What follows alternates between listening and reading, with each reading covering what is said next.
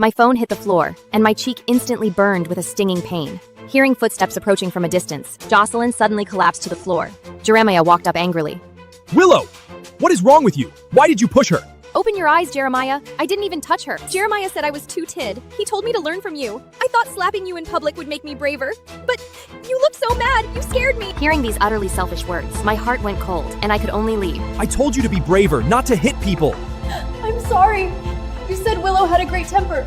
I thought she wouldn't even care. Are you crazy? Who builds courage by hitting people? You slapped me. I'm hitting you back. Jocelyn glanced at me and actually pretended to faint right then and there. Jeremiah was distressed beyond belief.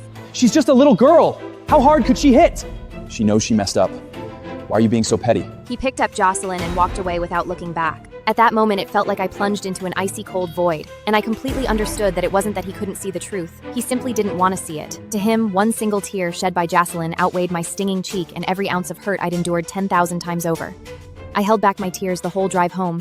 The maid spotted the bright red mark on my cheek and gently fetched an ice pack to soothe it. I kept the ice pressed to my skin for an hour before the swelling and discoloration faded. At this moment, I received a text message from Jocelyn. Between the lines was nothing but bragging, saying that just because Jeremiah saw her faint, he felt so bad that he booked an entire VIP hospital floor and called in over a dozen doctors to examine her. She even hypocritically asked how my injury was and if I wanted her to spare a doctor for me. Furious, I forwarded the message to Jeremiah, but didn't receive his reply until the next afternoon. Jeremiah sent back a mere few lines of text completely biased towards Jocelyn. Just let it go. She didn't mean it. My tears finally stopped. I sent him a voice note, my voice dead cold.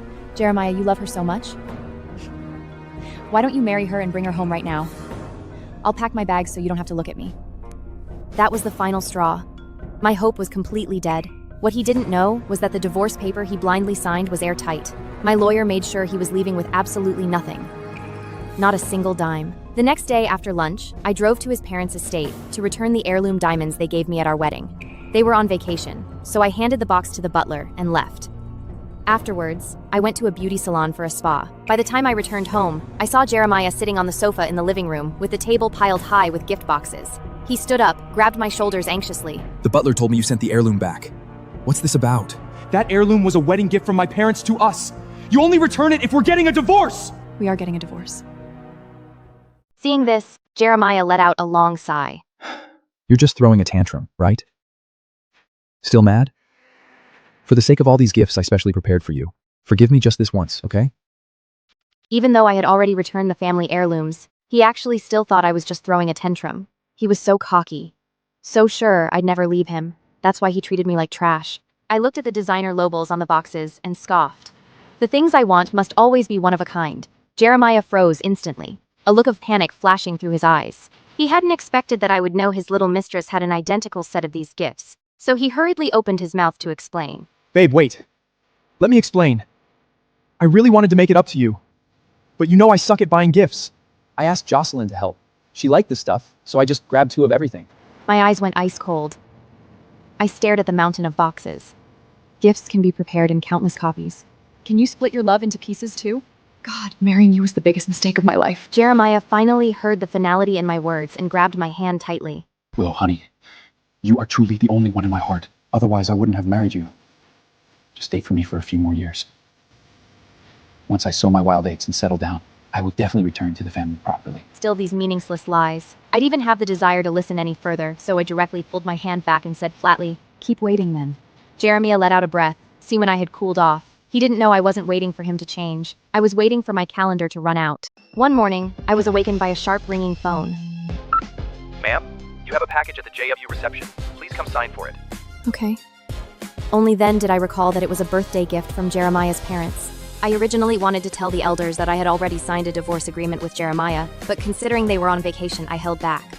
Who would have thought that by some twist of fate, the gift was sent to the company? When I arrived at the company, Jeremiah was in a meeting, so I didn't have anyone announce me and walked straight into his office. But the moment pushed open the door, I saw that 𝙃𝙞𝙜𝙝𝙝 had already unpacked the gift box and was grandly wearing the gemstone tiara on her head. Seeing me walk in, her expression instantly panicked. Ma'am, I'm so sorry. I thought Jeremiah bought this for my 4-month work anniversary. I was in no mood to watch her act, walking straight over and said, Hand it over. That's mine. A flash of jealousy and resentment crossed 𝙃𝙤𝙜𝙝𝙜's eyes. Just as I was about to reach out and take it, she clutched the 𝙃𝙜𝙜𝙝𝙝 tightly, refusing to let go, her eyes dodging mine. Jeremiah walked into the office. Before I could react, 𝙃𝙤𝙜 threw the tiara onto the ground. Ma'am, it's my fault. I just wanted to try it on. But how could you throw your in-laws' gift on the floor? I finally understood that 𝙃𝙤𝙜 had put on another show in front of me. Looking at that tiara she had touched, my heart felt nothing but disgust. Picking it up from the floor, I held it out in front of her. You like it? Keep it. 𝙃𝙤𝙜 froze instantly. Jeremiah also knit his brows tightly, completely bewildered. I casually placed the tiara on the desk and said flatly, I'm a germaphobe. I don't touch things other people have dirtied. With that, I turned around and left. 𝙃𝙤𝙜 walked in. Looking at my retreating back, a powerful sense of unease inexplicably in Jeremiah's sewers. He knew better than anyone that I had always loved collecting jewelry. In the past, whenever I was angry, buying me a piece of jewelry to coax me would fix it. But this time, I didn't even want a tiara. And the unease in his heart instantly doubled. On the night of my birthday party, the house was brightly lit. Friends and family were raising their glasses to celebrate with me, but Jeremiah was noticeably absent. Seeing my calm expression, many friends came over to comfort me. Willow, I heard Jeremiah's company is getting crushed by that top CEO in New York right now. He's probably just tied up with work. Some even asked if Jeremiah was planning a surprise, since in all the past 10 years, he had never left my side on my birthday. I didn't care at all. I just wanted to get through this birthday and finally put a period on these past 10 years.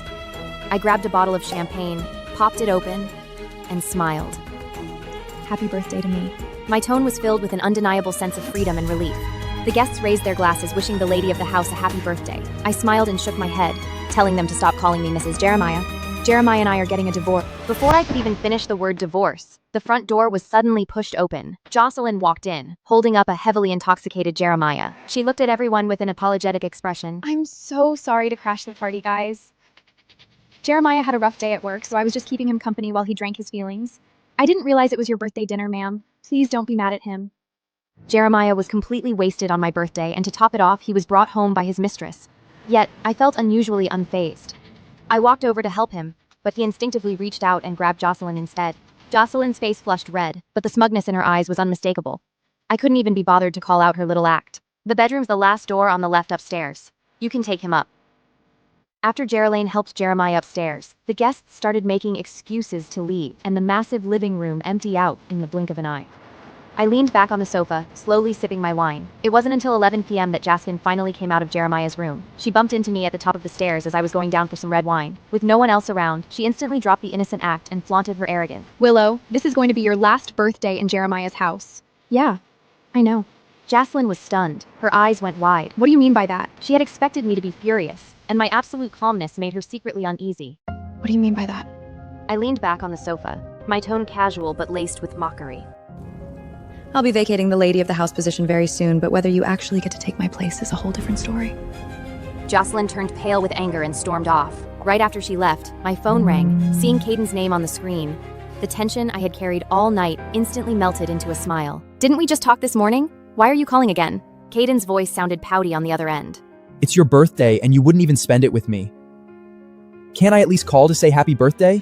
Thinking about how pitiful he sounded on the phone that morning, my heart instantly softened. Be good. This is my last birthday as a married woman. If you're upset, I promise I'll spend all my future birthdays with you. We can celebrate however you want, okay? Caden instantly laughed. Any way I want? No taking it back now, babe. Of course. Have I ever lied to you? I literally got a divorce for you. After chatting with Caden for about 10 minutes, I was just about to hang up when I heard the sound of fireworks outside the window. I turned my head and saw thousands of fireworks blooming back to back in the pitch-black sky, outshining even shooting stars. Watching them, I absent-mindedly recalled the early days of our startup, when Jeremiah used to light sparklers with me outside our crappy old rental apartment. All that sweetness had now vanished into thin air. On the other end of the video call, Caden saw the sudden joy and the momentary tears in my eyes as I watched the show. He said softly, From now on, Willow, I'll make sure all the fireworks bloom from just for you. I froze. Could this massive firework display be Caden's doing? Looking at the incredibly expensive show, I couldn't help but wonder, even if Caden is a top-tier male escort, how could he afford something like this? It must just be a coincidence. The next morning, Jeremiah woke up, saw the half-taken-down birthday decorations in the living room, and finally remembered it was my birthday yesterday. He rubbed his pounding head and called his executive assistant to pick out a diamond necklace and deliver it. But surprisingly, the person who showed up to deliver it was Jocelyn. Jeremiah's headache instantly worsened, and his tone sharpened. What are you doing here? Jorlyn pouted, her eyes welling up with fake grievances. I just really wanted to see you, so I volunteered to drop this off. If you're mad, I just won't come around anymore. Jeremiah always fell for her act. He quickly pulled her in and coaxed her gently. All right, I didn't mean it like that. Please stop crying. Jocelyn kept crying until Jeremiah promised she could ask for one thing, and he would do whatever it took to satisfy her. Only then did she stop her tears and speak. I want to move into your villa for a few days. I just want to spend some quality time with you. The smile on Jeremiah's face froze instantly, because he had once promised me that no matter how much he messed around outside, he would never, ever bring another woman into our home. He was just about to reject her when footsteps echoed from the stairs. He quickly stood up, wanting to explain things to me, but Jolyn beat him to the punch, her words practically dripping with privation. Morning, ma'am. Here's the birthday gift Jeremiah picked out for you. Also, the security at my place has been awful lately, so Jeremiah said I could crash here for a few days. You don't mind, right? The security at my place has been awful lately, so Jeremiah said I could crash here for a few days. You don't mind, right? I completely ignored her little power play and replied flatly. Be my guest. Jocelyn was thrilled and immediately rushed home to pack her bags. Jeremiah, however, was a nervous wreck. He knocked on my door several times, making up excuses. Look, the girl's a bit much. If she bothers you, just say the word and I'll kick her out. Honey, those women outside mean absolutely nothing to me. It's just playing a part. No one could ever replace you. I was so annoyed I rubbed my temples. I already told you. I really don't mind. Seeing how unbothered and breezy I was, Jeremiah dropped his usual playboy facade, feeling a sudden wave of panic. Why don't you mind? You were never like this before. I looked at him and smirked. Isn't that a good thing? Isn't this exactly what you've always wanted? With that, I found an excuse to kick him out of my room. That very night, Jocelyn moved in with bags of luggage. She started ordering the house staff around, acting like she was the lady of the manor. I didn't say a word. I just quietly tore a page off the wall calendar. That crisp, ripping sound inexplicably sent a shiver of dread straight through Jeremiah's chest. If you want to see the follow-up, hurry to download LoveShots to unlock.